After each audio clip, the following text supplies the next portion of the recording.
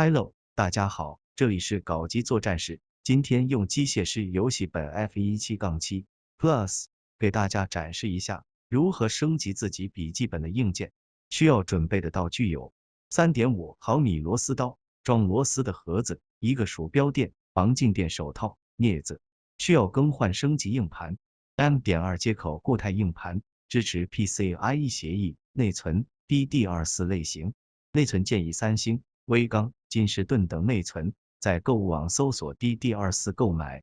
硬盘的话，购物网搜索 M.2 接口固态硬盘，建议问客服。以 F117-7 Plus 3060款为例，可升级一块梦协议 512G 1T 大小磁盘，品牌任选。接下来是拆机流程。首先把电脑关机，然后断开电源。温馨提示：拆机有风险，拆机需谨慎。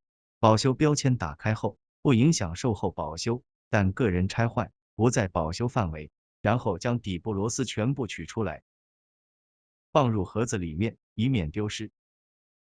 从侧边沿着缝隙慢慢打开后盖，就能拆下来了。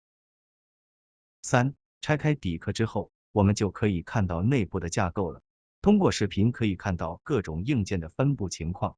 需要注意的是，机械师11代 F117-7P 系列游戏本中3060配置机型中 F117-7P 共设有2个 M.2 硬盘接口，一个是 PCIe 3.0×4， 一个是 PCIe 4.0×4， 以及2个 DDR4 内存插槽，最高支持 32G。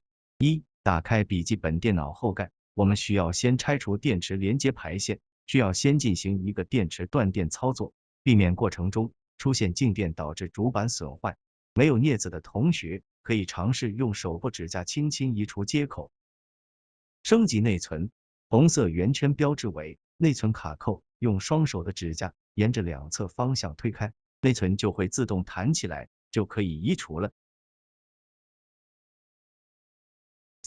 安装内存时，可看到卡槽凹槽位置，对好你内存上的卡槽，将内存插入，35至45度角插入卡紧，并轻轻往下压，听到卡的一声就证明安装好了。